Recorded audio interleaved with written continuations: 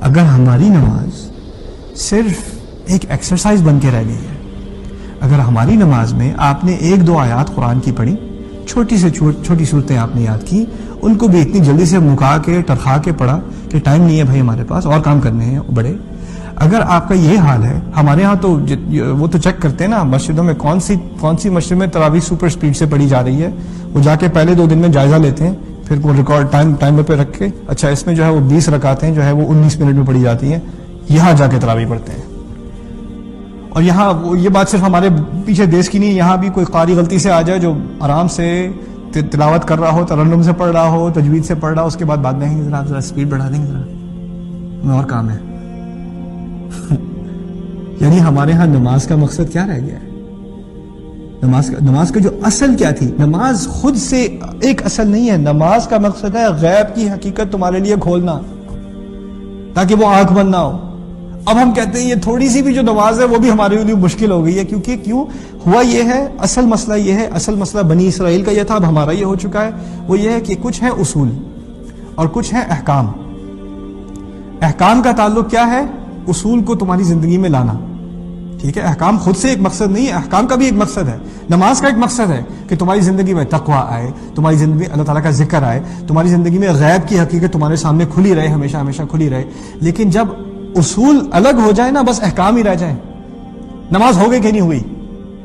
نماز ہوگی، میں نماز پڑھا تھا، مجھے یاد نہیں میں نے 3 رکعت پڑھی یا 5 پڑھی یا 7 پڑھ لی، مجھے یاد نہیں رہا، یا میں نے 1 رکعت کے بعد سلام پھیر لیا، نماز ہوئی نہیں ہوئی۔ اب ہمارا سارا زور ہے نماز ہوئی نہیں ہوئی، لیکن نماز کی روح کیا ہے؟ نماز دی کیوں گئی تھی ہمیں؟ قرآن کیا بتا رہا ہے نماز کے بارے میں؟ اس کی کسی کو کوئی فکر نہیں۔ دوسرا جو ہمارے ہاں بڑی ٹریجڈی ہے، بہت بڑا حادثہ ہے ہماری تاریخ کا، خاص کر ہماری سوسائٹی میں، ہوا کیا ہے کہ عام لوگ کہتے ہیں کہ بھائی مجھے بتاؤ کیا حلال ہے کیا حرام ہے، مجھے بتاؤ عقیقہ کیسے کرنا ہے، مجھے نہیں آتا، مجھے یہ یاد کرا دو کہ عید کی نماز کیسے پڑھتے ہیں، کہاں کتنے اللہ اکبر، کون سی دعا، مجھے یہ بتا دو، باقی تم لوگ جانو۔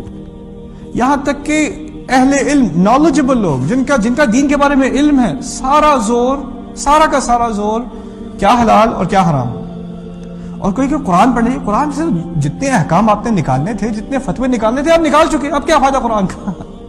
سبحان اللہ۔ جو کلام بدترین سوسائٹی کی صفائی کے لیے آیا تھا، ایسی سوسائٹی، رسول صلی اللہ علیہ وسلم کو ایسی سوسائٹی میں بھیجا گیا جس میں کوئی آپ کسی ایک گندگی کا خیال کر لیں وہ سوسائٹی میں موجود ہوگی، اس کی صفائی کے لیے جو قرآن آیا تھا، اب تمہیں اور مجھے اس کی ضرورت نہیں ہے، اس میں سے جو نکالنا تھا نکل چکا۔ یہ کیا کوئی ایک جو ہے محدود قسم کا ذخیرہ ہے، کوئی لمیٹڈ قسم کا ذخیرہ ہے، اس میں سے جو نکال سکتے تھے نکال چکے، اب کوئی اور باقی نہیں رہا اس کے اندر؟ کیسی بات کر رہے ہو؟ قرآن کا تدبر ہی تو دلوں، اگر آپ نے دل کو صاف کرنا ہے، افلا یتدبرون القرآن ام علی قلوب اقفالها، یہ قرآن پہ تدبر کیوں نہیں کرتے؟ یا کیا ان کے دلوں پہ تالے پڑے ہوئے ہیں؟ یہ قرآن کا اپنا سوال ہے۔ تو کیا تدبر قرآن کا مطلب ہے اس میں سے فتوے نکال کے بس فارغ کرو قرآن کو؟ بس اب مجھے یہ بتا دو حلال و حرام کیا ہے؟ جتنا ہماری امت کا فاصلہ قرآن سے ہوا ہے، اتنی ہی ہمارے اندر برائی آئی ہے، اتنی ہی خرابی آئی ہے، اور جتنا ہم قرآن سے قریب ہوں گے اتنا خود ہی خرابیاں دور ہونی شروع ہو جائیں گی۔ لوگوں کی اصلاح فتوے سے نہیں ہوتی۔ کسی کو آپ بتا دو یہ حلال ہے یا یہ حرام ہے، کسی کے گھر میں جھگڑا ہو رہا ہے جائیداد کا، ٹھیک ہے نا، جائیداد کا مسئلہ ہے، 2 بھائی آپس میں لڑ رہے ہیں، آپ جا کے کہیں دیکھو شریعت میں ہے کہ تمہیں اتنا اور تمہیں اتنا اور تمہیں اتنا، او اچھا شریعت میں ہے، میں تو بھول گیا تھا یار، چلو مسئلہ ہی حل ہو گیا ایک فتوے کے بعد۔ ہوتا ہے ایسا کیا؟ لوگ کہتے ہیں ہاں پتہ ہے ہمیں پتہ ہے مولوی صاحب، لیکن یہ اور بات ہے، کچھ اور بات ہو رہی ہے ابھی۔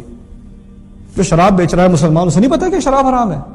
پتہ ہے، اصل میں دل پہ اثر نہیں پڑا ابھی غیب کی حقیقت، آنکھ بند ہے، اس کو پیسے نظر آ رہے ہیں، اس کو جو نقصان ہے، انما یاکلون فی بطونہم النار، اپنے پیٹ میں آگ بھر رہا ہے، اس کو اس بات کا احساس نہیں ہے، کیونکہ وہ حقیقت دیکھی ہوئی ہے، اندیکھی حقیقت ہے، اندیکھی حقیقت ہے۔ وہ حقیقت صرف اس وقت کھلتی ہے جب انسان کا تعلق قرآن سے بڑھے، اور وہ اصل تعلق قرآن سے بڑھنا وہ نماز میں ہوتا ہے۔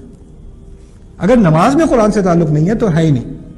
آپ تفسیریں پڑھ لیں، مطالعہ کر لیں، گرامر سیکھ لیں، عربی سیکھ لیں، وہ اچھی چیز ہے، سب اچھی چیز ہے۔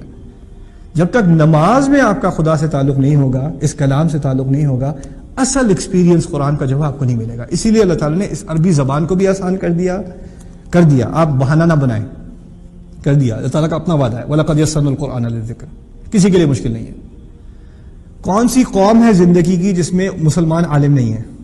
آپ مجھے یہ بتائیں کون سی قوم ہے؟